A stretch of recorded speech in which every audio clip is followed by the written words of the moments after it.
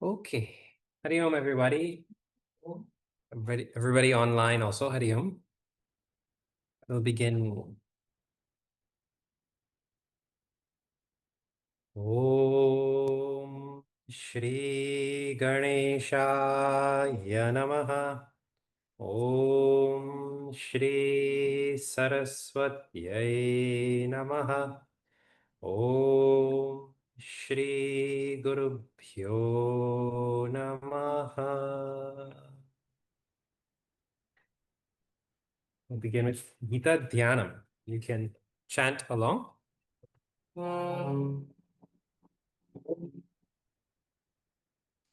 Parthaya pratibodhita bhagavata narayanena swayam yasena kratitam purana munina vadye mahabharatam advaitaamritavarshini bhagavati अष्टादशाध्यायिनी अम्बत्वामनुसन्ततामि भगवद्गीते भवद्वेषिणी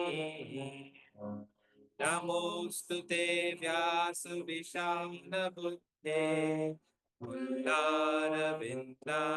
तपत्रनेत्र येन त्वया भारततैलपूर्णः प्रज्वालितो ज्ञानमयः प्रतिभः प्रपन्नपारिजाताय स्तोत्रवेत्रैकपाणये कृष्णाय गीतामृततुभे नमः सर्वोपनिषदो गावो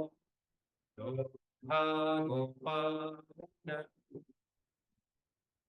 पार्थो वत्ससुधीर्भोक्ता दुग्धं गीतामृतं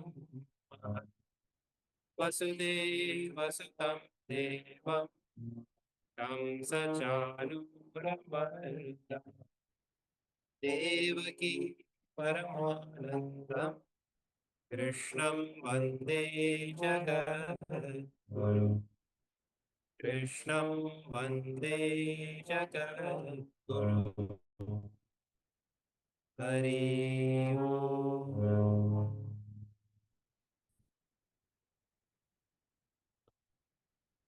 Okay. So today we also get to see a little introduction further into our Bhagavad Gita.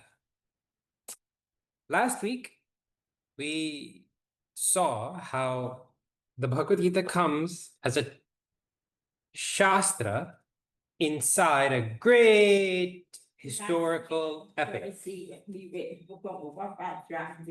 Oh, week before last, not last week, week before last, right? Week before last. Comes within a big itihasa, historical epic called Mahabharata. And if you have an idea of the story of the Mahabharata, then the Bhagavad Gita shines more.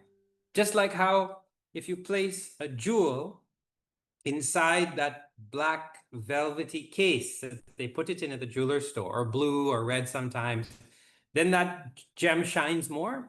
So too, if you understand a little bit about what happened to the characters, how Lord Krishna guided it, what was at stake, and all of that, the story of Mahabharata, then you get a clear understanding of the Bhagavad Gita. So today we reflect a little bit on the story that led up to the Mahabharata war and to this Bhagavad Gita.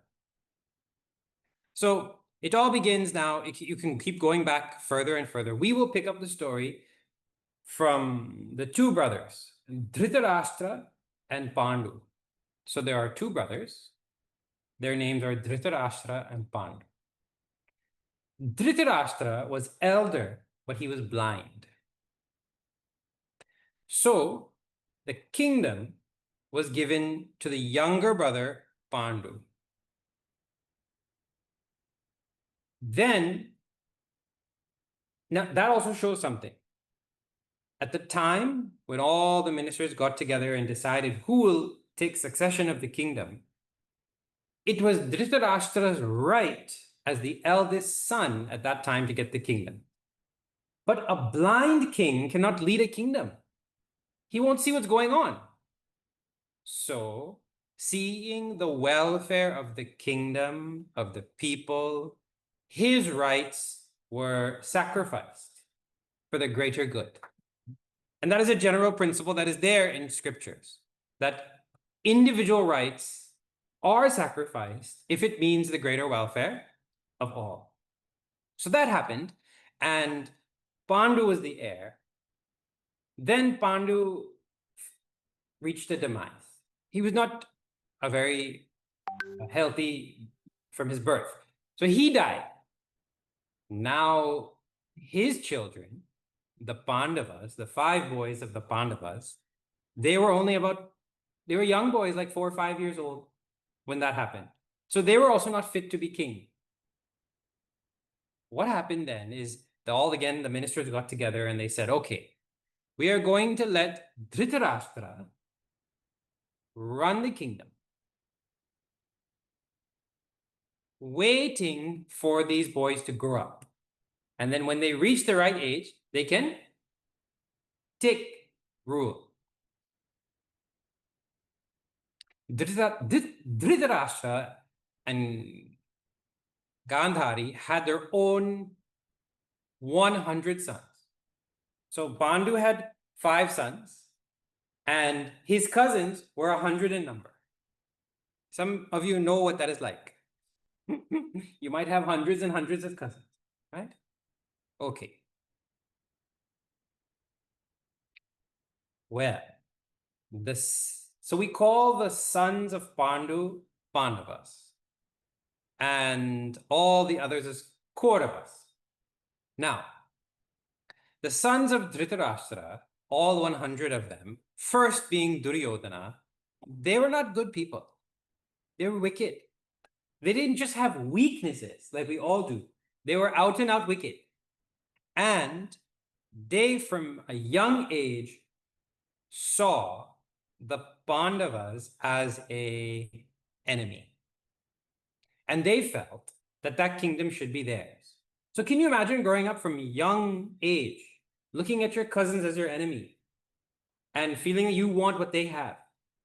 And not only feeling that, they acted it out many times. They tried to kill the Pandavas as they were growing up as young boys. They tried to murder their cousins. Well, so like that, there's a whole story of them growing up. Then, in the story, there is a Swayamvar, like Sita's Swayamvar. Here, there was a Swayamvar going on. Drupada was a king, and Panchala was his kingdom, and his daughter was to be found a suitor. So all great young royal princes and suitors came, and there was a competition to win her hand. This is a real story. What was the competition? The great future prince and bridegroom of Drupada's daughter Draupadi would have to shoot the eye of a fish that was hanging up high. They just shoot it right in bullseye. But the obstacle was there was a spinning wheel, with spokes and all that. So it wasn't easy. Not only that, you couldn't look up and shoot. You had to look down at the reflection in a pool of water. And from that, point up and shoot. So nobody could do that. But then came one young man. He was actually disguised as a Brahmana. And like nothing, he did it. As though he was like playing. And that happened to be Arjuna.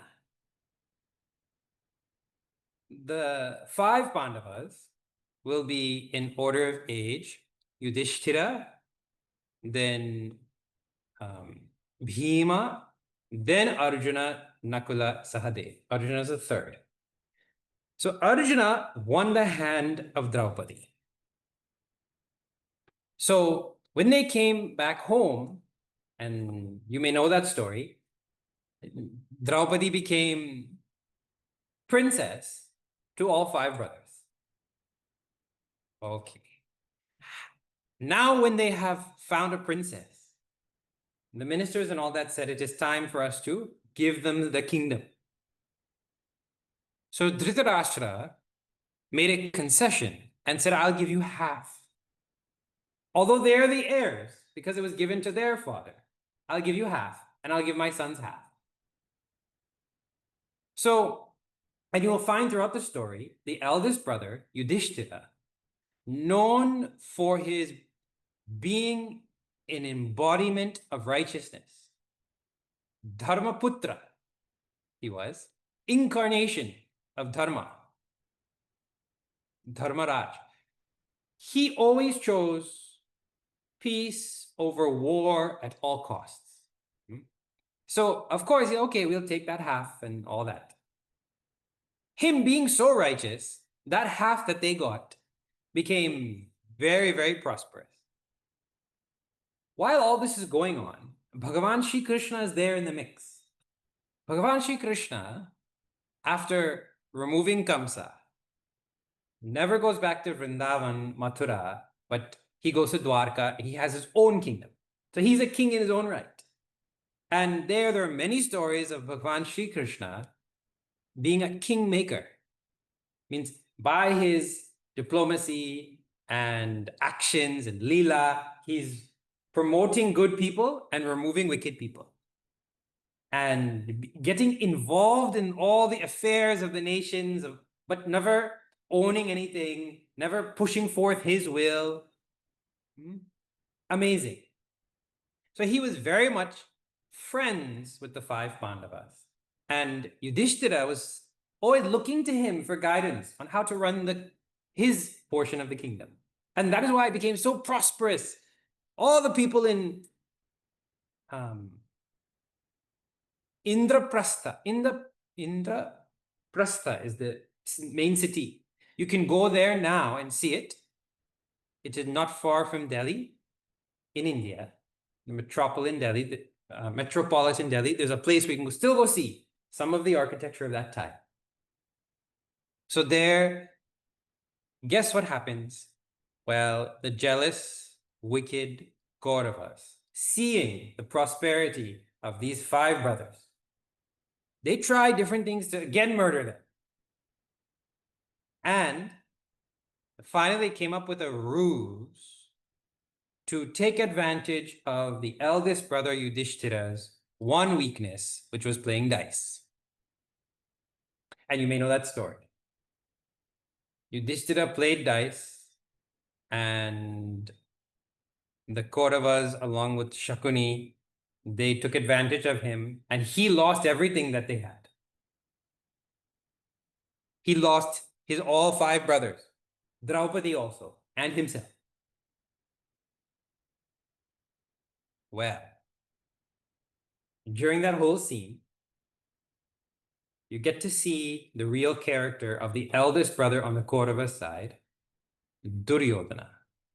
As soon as he had, by this unfair game of dice, usurped all the power, immediately he used that power to do whatever he wanted to whoever he wanted.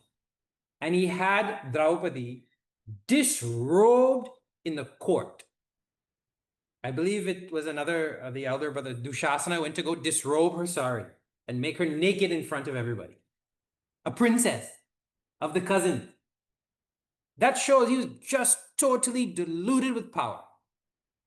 But Bhagavan Shri Krishna took avatar as her sari, and after a mountain of cloth was pulled from her, she was still as when she started.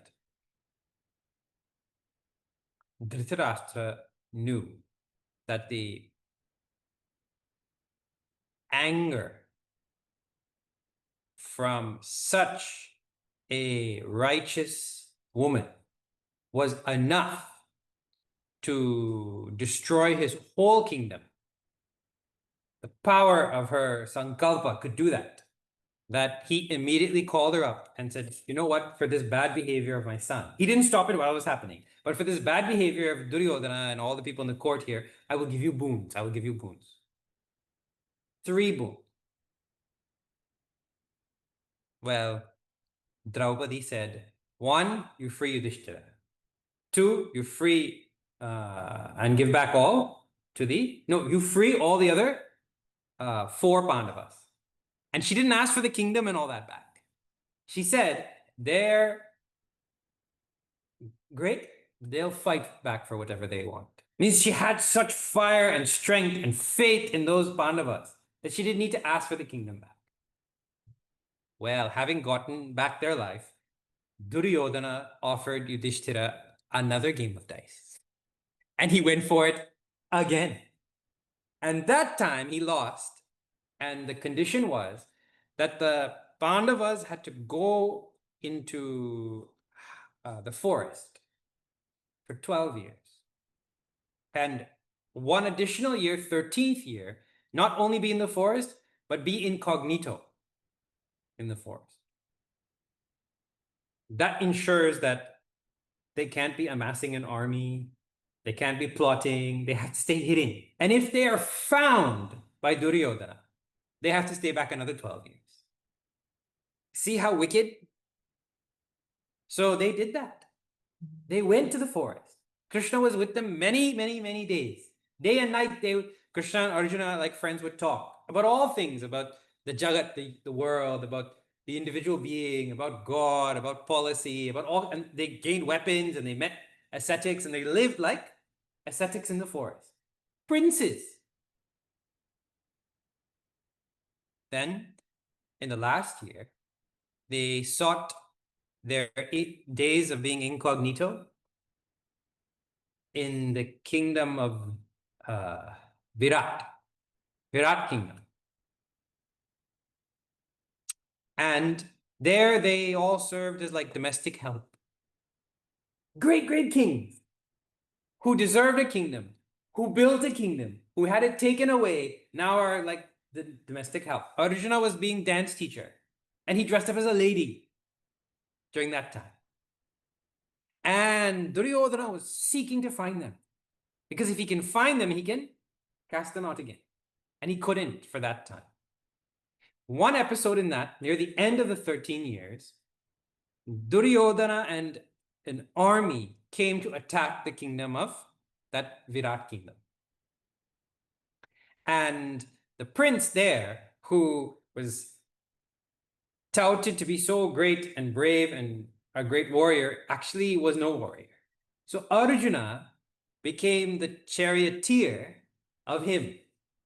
And almost single-handedly, as a charioteer, not even as the main warrior, defeated Duryodhana's army. One, Arjuna alone, like. Just to show what he could do. But still he was not discovered. Then, having completed the terms of their Banavas, they came back. And at that point, Duryodhana, who has enjoyed the kingdom without any opposition for 13 years, who has made allies with this kingdom and that, and living like a tyrant, he did not want to give anything back. Bhishma told him to give back. Means the great-grandfather, from which the story almost begins. Well, it doesn't begin, but the most greatest of great characters in our tradition, he's there in that household. He's kingdom telling him, you give back. Drona, the guru of the martial arts for all the princes, he told them you give it back. Krishna came. Bhagavan Shri Krishna came to try and create some reconciliation. You give back. Yudhishthira, seeking peace at all costs, said, okay, you know what? You just give us 5 villages. That will be enough. 5 brothers, 5 villages. Duryodhana said, no. Okay. Give us one village with 5 houses in it. Duryodhana said no. Yudhishthira said, give us one house with 5 rooms.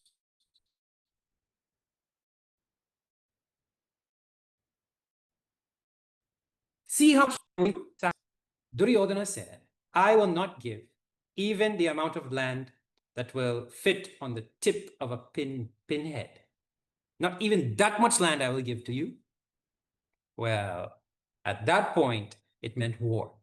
Because you have someone who has usurped power, who is taking advantage of society. And you have another group who is righteous and who is capable to fight and remove them, and also who are proper heirs to the land.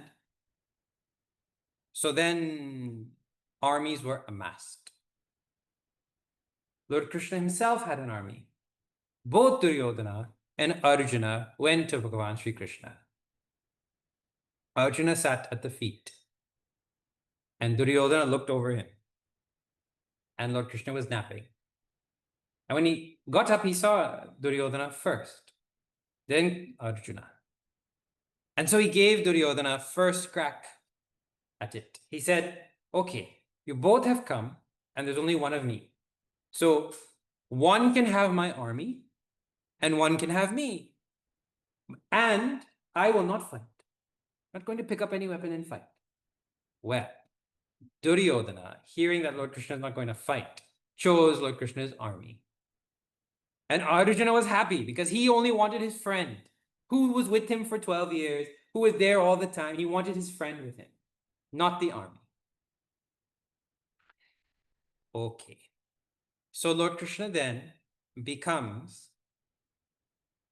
Arjuna's charioteer.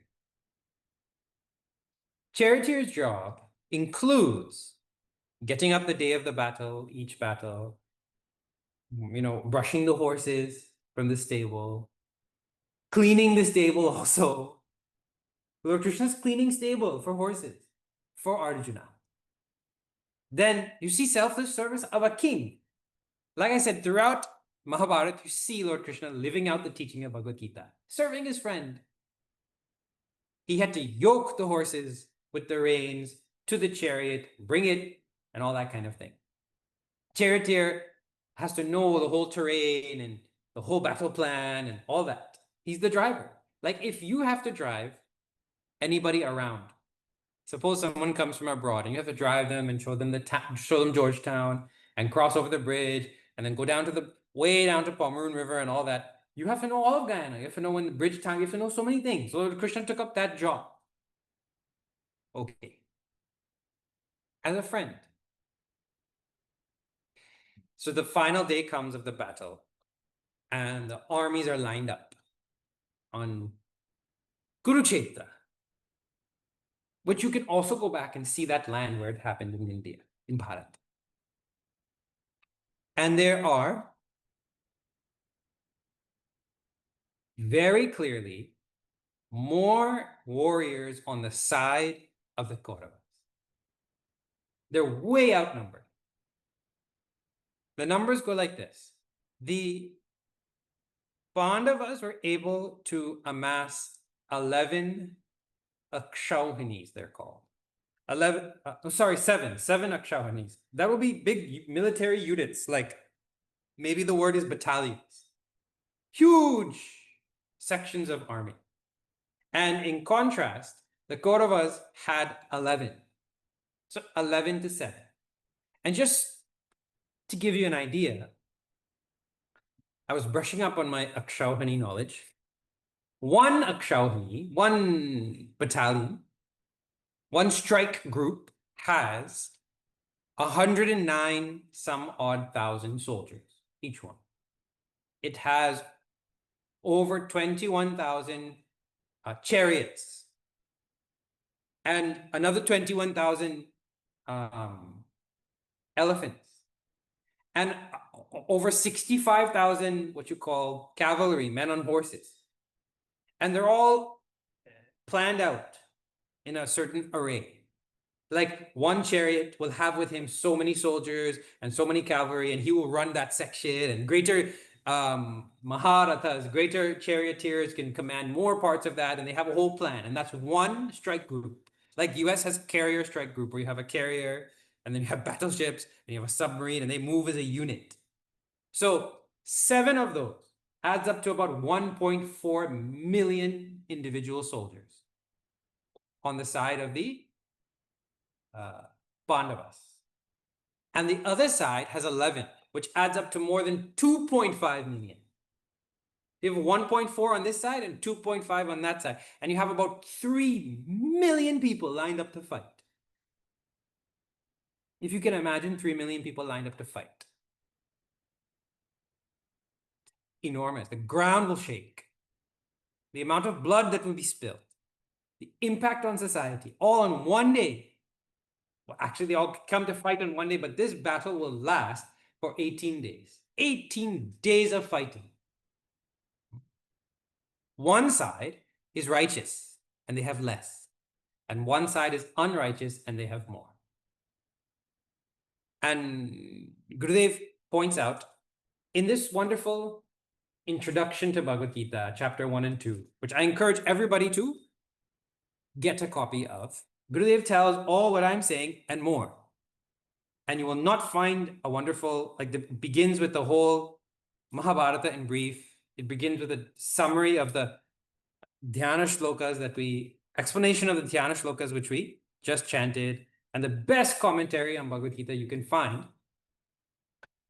In there, Gurudev adds that the Kauravas took like a bird formation, and they looked like an eagle ready to pounce. And because they were smaller, the Pandavas took a wheel formation. So they came with ready battle plans, ready to fight to the death. Okay. Now, at that moment, what happens is Arjuna asks to go to the center of the battlefield so he can review the enemies. This, now we've entered into Bhagavad Gita. This happens in chapter 1. There, he sees, Lord Krishna puts him directly in front of his grandfather, Bhishma, Pitama, great-grandfather, and Dronacharya, his guru. And he sees all his relatives, and he doesn't want to fight anymore. It's very interesting. He gets hit with, the psychological term is neurosis. He gets hit with the inability to face life's situations. This is the same Arjuna. Now we can think a little bit about Arjuna's flight and all of that. And what is required of him in Bhagavad Gita.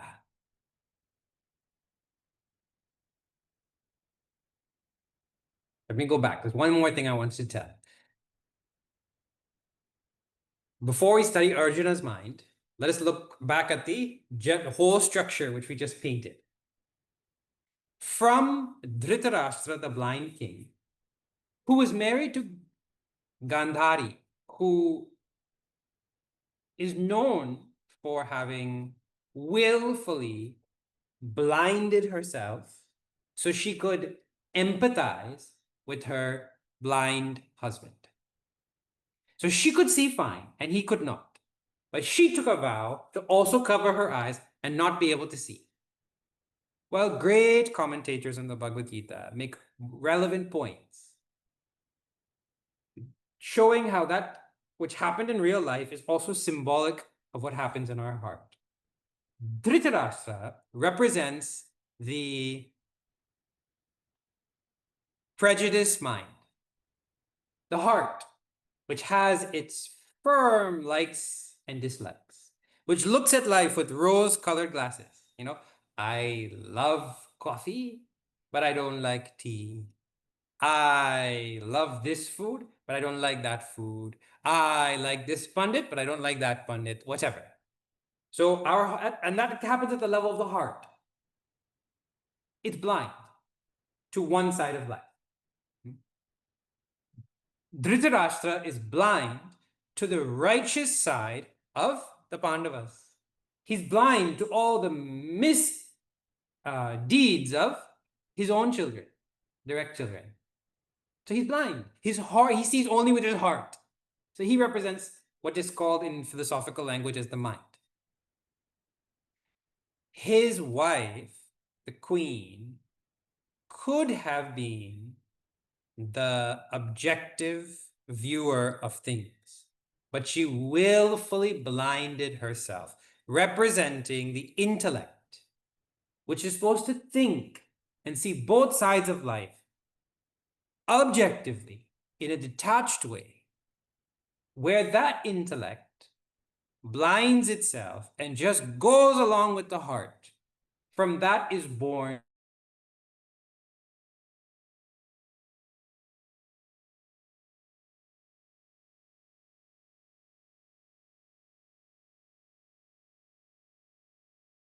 says, yeah, man, what you do, let me help you, right? And make sure nobody else gets. Let me go first before anybody else gets. So the intellect, like Gandhari, ties its eyes and follows the heart.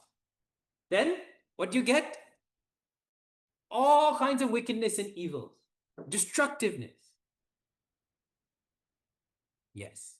So you have on that side all these Kauravas born of them. Then on the Pandava side, you don't have perfect people. Yudhishthira was certainly not perfect because of the game of dice. Arjuna was also not perfect. Yet they have found themselves always choosing the side of Sri Krishna. Very important. Sri Krishna didn't choose their side. He's where he stands, on the side of Dharma. They chose the side of Dharma. Okay.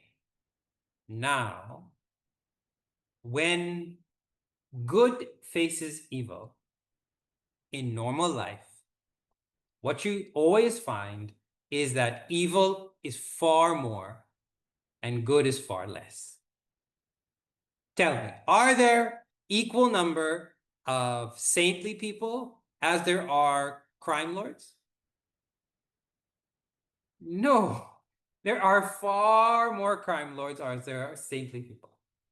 Are there equal numbers of what you call ashrams and saintly kutiyas as there are military bases and brothels and all those things? No. The places where people get together to work for the good of mankind, to clean their own heart, and who have accomplished that goal, they are few in number. And that too, when you go, many of them dilapidated.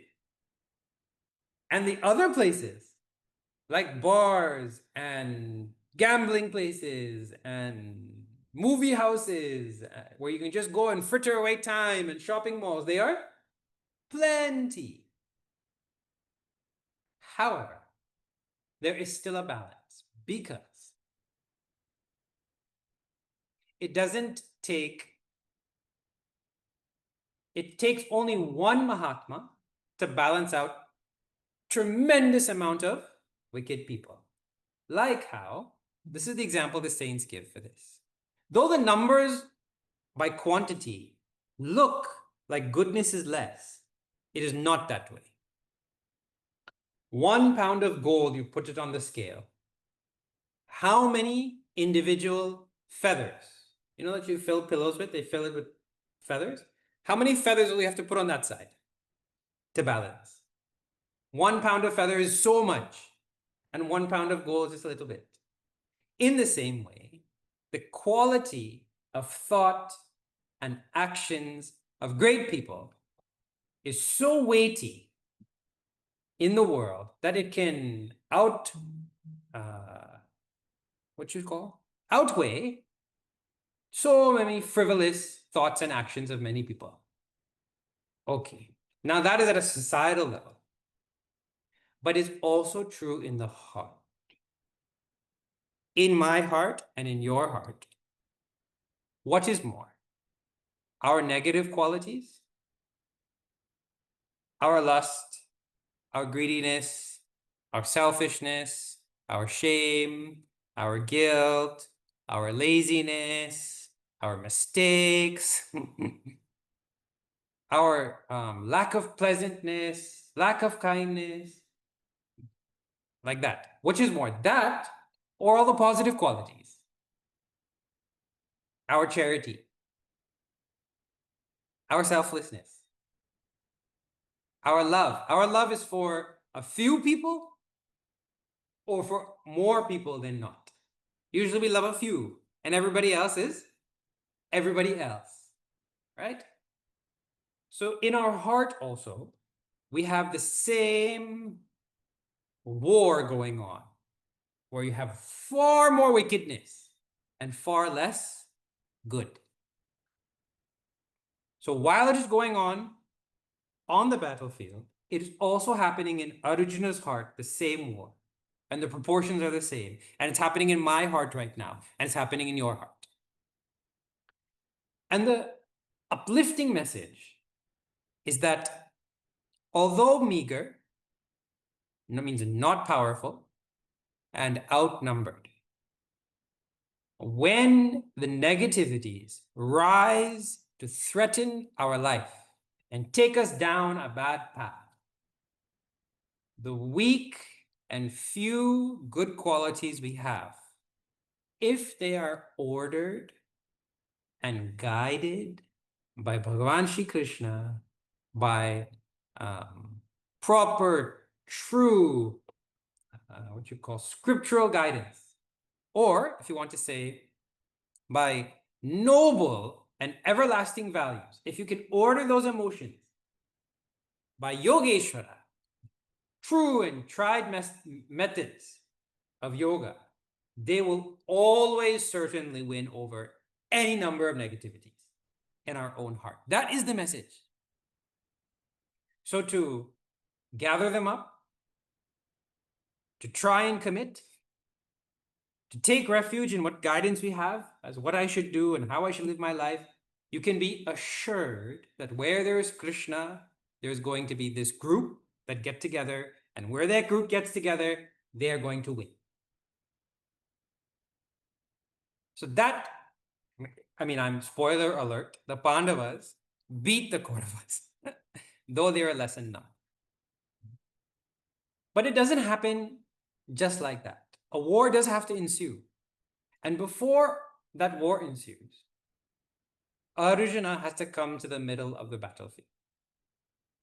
Now that is also very symbolic. Coming to the middle means leaving the side that I'm on and making myself open to changing my mind, to learning, to objectively analyzing my personality, no longer justifying why I did what I did, staring myself face in the eye and say, oh yeah, that is not a good quality.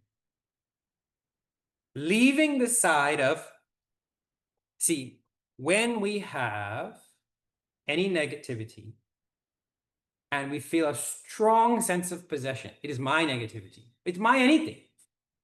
It gets, because of that, that's called attachment. Attachment is when a sense of attachment or strong possessiveness means that that thing gets an extra false glow. That's what happened.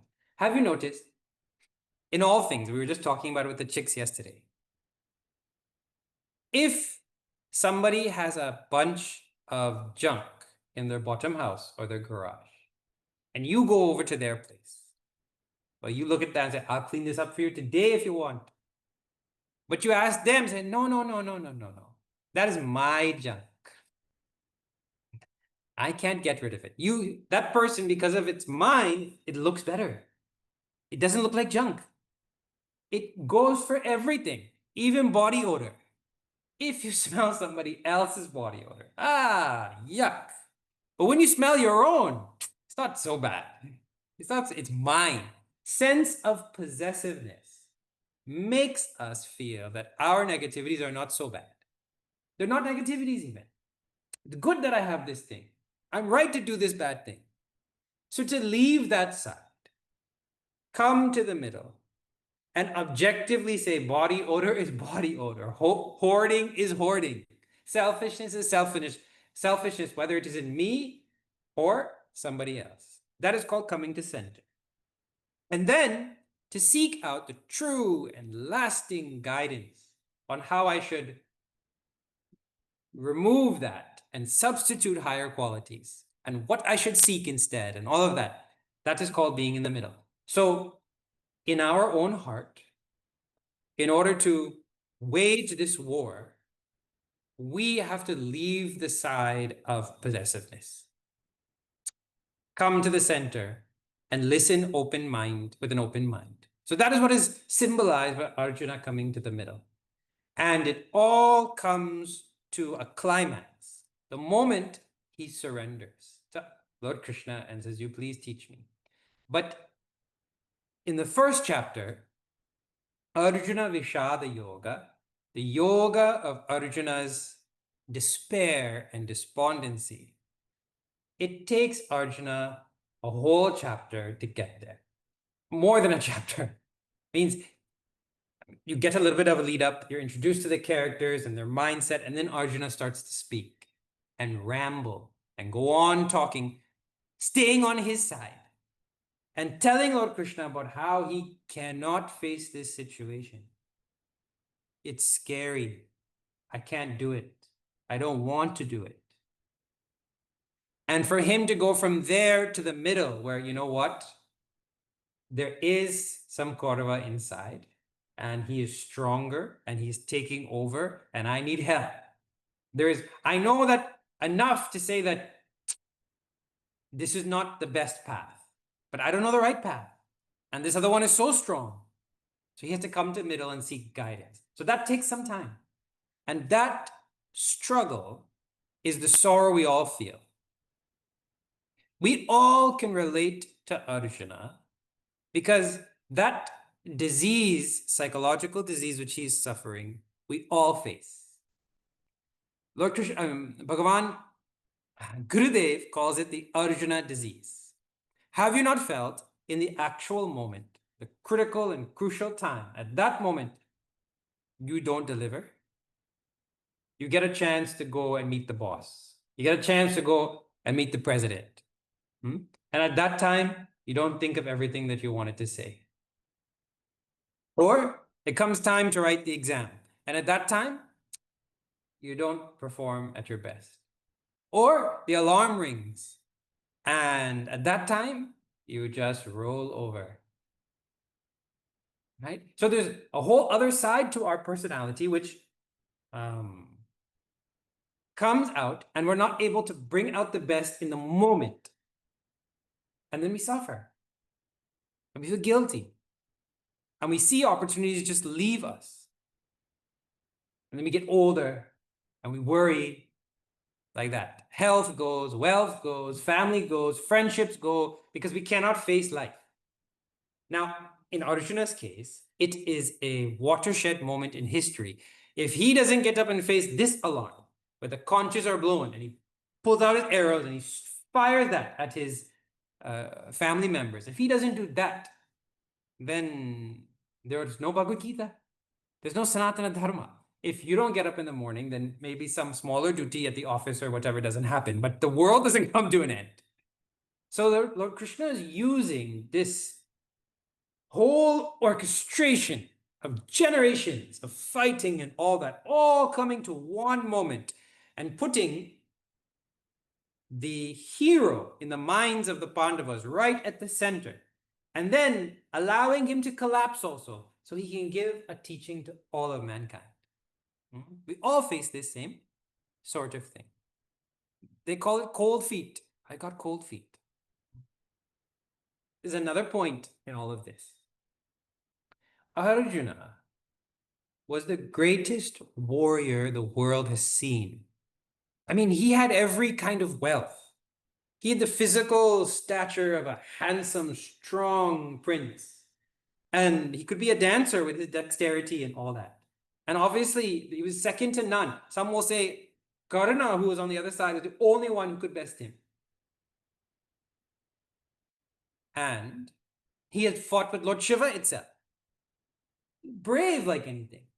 That Arjuna, who could single-handedly take down Duryodhana's army in pretending to be somebody else while also pretending to be a charioteer, that Arjuna wasn't allowed to fight when they played the wrong game of dice because he followed his brother. He wasn't allowed to fight totally at all when he was in the forest. So he's a warrior. He's capable of going and destroying everybody right now, but he's not fighting. He's holding it. He's repressing his natural, what you call, tendency to fight for what is right. He got to express it a little bit in the forest because in the asceticism, he had heroism. He got to express it a little bit in the battle with, for the kingdom of Virat. Now, finally, he gets a chance to express it, to be the warrior he was always designed to be. And he didn't ask for this battle. This battle came to him. So there's nothing wrong in it. He's cut out for this. And though he is cut out for this, the other side of the personality makes it look and feel like he can't do it. This is not where he should be. I should run away from this situation. He wants to leave what is his dharma. That is why throughout the chapter 2, you will find not only a summary of the whole Gita, but again and again, the message, the essential theme coming out, which is what? Arjuna, Uttishta. You get up and you fight. Get up and fight, Arjuna. This is what you're meant to do. It doesn't mean that Bhagavad Gita is saying that get up and cause violence. It means each person should get up and do what they're cut out to do. Each person should get up and do their duty. But one day everybody will feel that I got the perfect opportunity, but I just couldn't get my whole personality together to face this. Parents who have children feel this. There's no greater joy, no greater contribution you can make to society than to raise these children. But when you do it, you don't want to see their face. Well, I want to break. I don't want to be here. So the actual execution is not so easy. So the Bhagavad Gita then has to solve this problem. And what is so great about it is, one of the other great features is it is the message of the Upanishads, which is usually taught like in a forest or on a mountain or by some secluded river. And the student has gone there after their own analysis of life, detached things, sought out a life of study and meditation with great faith in a guru. And there the messages are given. That is not the scenario here. That same message is being given to an ambitious man who has a problem right now and needs a solution on the fly. He doesn't need a solution where he has to go and meditate on it later on. So Lord Krishna is revitalizing the ancient message of Sanatana Dharma, which is there in the Upanishads, through the Bhagavad Gita, for people like you and I, with problems that you and I have. Not only do we identify with Arjuna's struggle, not only is the teaching being given in a place of tension and day-to-day problems like a battlefield that we know, but it is also Bhagavan teaching Arjuna. So it is also God speaking to man at a time when man is at his lowest. So when we are at our lowest and we need help and we seek some higher power, all that is happening also. And I told last time we had class that it is also the way it is given as through principles. This is a principle of life. This is how we can apply it in life. These are the techniques to deal with this thing. So it's not told for any Hindu or any sect of society or anything like that. It is universal in that way. Okay. When the chapter begins now with that introduction, there's one other key introductory point in all of this, which is always brought up now, that Arjuna is driving a chariot into this battle.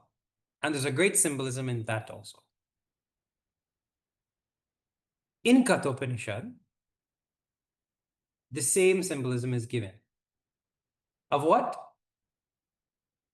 See, remember Dhritarashtra, the mind, blind with its rose-colored glasses to half of the world. And Gandhari, the intellect, willfully blind, following the mind, leading to all kinds of evils and destructions in my life. That is how we empower the negative side. In contrast, you have Arjuna riding on a chariot with the charioteer as Lord Krishna. This is how Bhagavan Shri Krishna gets the name Partha Sarthi. Because Partha is Arjuna, Sarthi is the charioteer, right? So with Partha Sarthi, Arjuna is there. And so that also has a great symbolism. You will see on the cover of each of the Gita books, you will see on posters, sometimes in murtis, they have Bhagavan Shri Krishna as Partha Sarthi. And there are horses, reins, a charioteer, and Arjuna standing behind. The symbolism is that the horses are our senses. What are our senses? Shabda, we have ears to hear sound. We have skin for sparsha, eyes to see colors and forms, tongue to taste, and nose to smell. 5 senses. And they are like horses, ready to gallop and go and do things in the world, right? Our skin at nighttime, it just can't wait to hit the bed. Our tongue in the morning, it just cannot wait to go to kitchen, right? Our eyes, it just cannot wait to see our favorite show. So they're dynamic and they want to go out and charm, but they are yoked and held in one stream and sent in one direction, not 5 directions, by the reins. They're held by what? Those reins are finally held by Lord Krishna. Lord Krishna is the discriminative intellect as opposed to the blind intellect. What does that mean? In Bhagavad Gita itself, we will see that a sattvic intellect is one that can tell the difference, discriminate between this is a good time to rest, and this is a good time to work. This is something I should be afraid of, and I should have no fear to do this thing. This is something that will lead to my bondage and sorrow, and this is something that will lead me to freedom. That intellect can tell the difference. That intellect, holding the reins, will take the passenger, the ego, with all his desires and wants, to his best destination. That is the imagery. But one little nice point, the rishis are so good. You know, there are not 5 horses pulling the chariot. If you check and see, there are only 4. There's always only 4. Why is that? Because in the physical body, one of the organs of action actually have both. So eyes are an organ, one of the organs of perception. The eyes perceive, so we call it an organ of perception, right? And the nose can smell, so it's an organ of perception. And the ears can hear, that's an organ of perception. But the tongue can both taste and touch. That's why, like, when you eat khichdi or palau and the rice is too mushy, you say, man, this thing is not nice. Because it might taste nice, but the texture is not right. When you fry plantain and a little too much time passes and it becomes hard, Well, it might taste good, but it doesn't feel good. So the tongue can both touch and taste. So that is one horse. So you get 4, not 5. Okay. So from that little symbolism alone, we understand that our journey is going to be successful if we can keep our intellect discriminative. And we can't right now. It's not well educated, it doesn't know what's in the Bhagavad Gita, all that type of thing. So we take out time and we study and we develop that intellect and we surrender it to the Lord, to the Guru, to the tradition. Tasmat Shastram Pramanam Te. Let scriptures be our guide. Now, in this regard, in Hinduism, we have totally given up before even starting. You mean I should apply my intellect and study hard? I should look at this verse, like actually look at it and read it out loud? You can't just call the pundit and let him chant for you something, something, and then everything will be fine. That type of thing is intellectual laziness. And Sanatanis, Bharatiyas, Hindu people have never been known for being intellectually lazy. They have been known for being intellectually brilliant.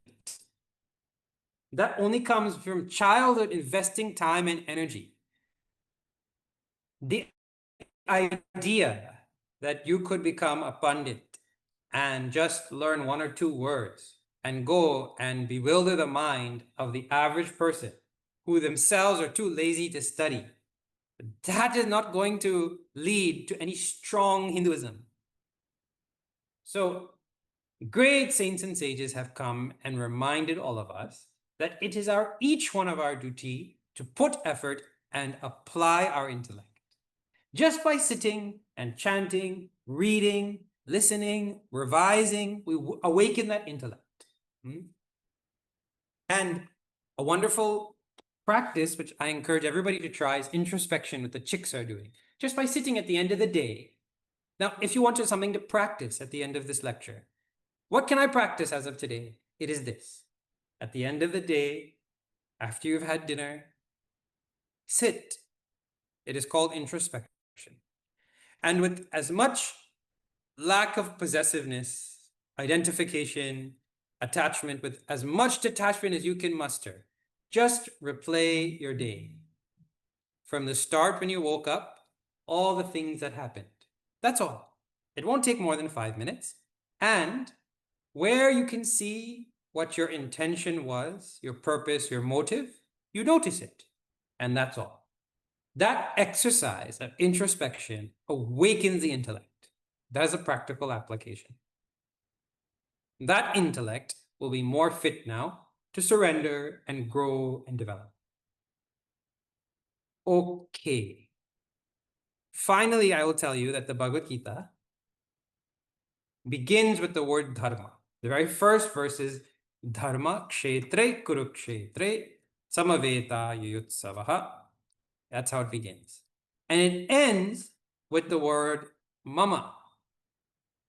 And with that introduction, in our scriptures, great sages, poets, usually by the first word or the first verse, summarize the teaching. And here, also the last word. And if you put the first and last word of the whole Gita together, what do you get? Dharma and mama, or mama dharma. What is that? My own dharma. So this is what the teaching will be about. Dharma is a word not easy for me to explain, not easy to be explained, because it has many shades of meaning. Take it simply as what you are cut out to do, that without which you're not you, that which makes you you.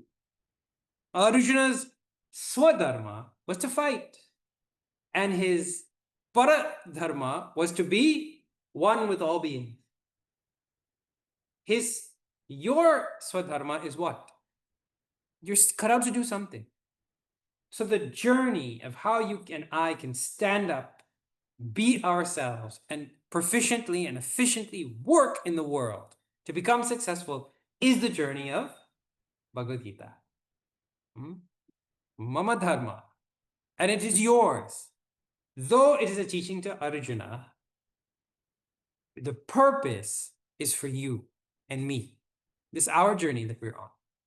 So with this, we come to the end of our introduction.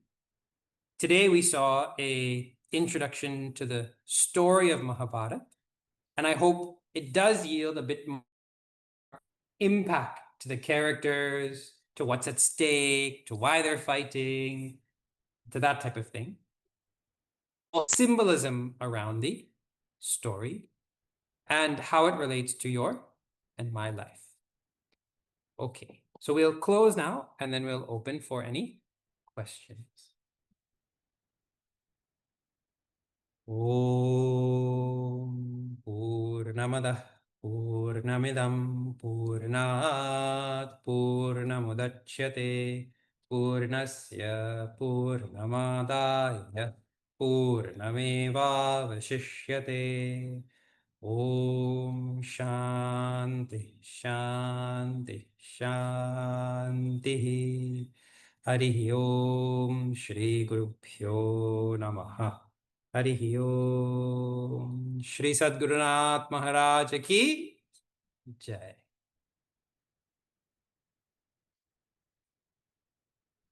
Hari Om, everyone there on Zoom. Your privilege if you want to ask anything or any other question.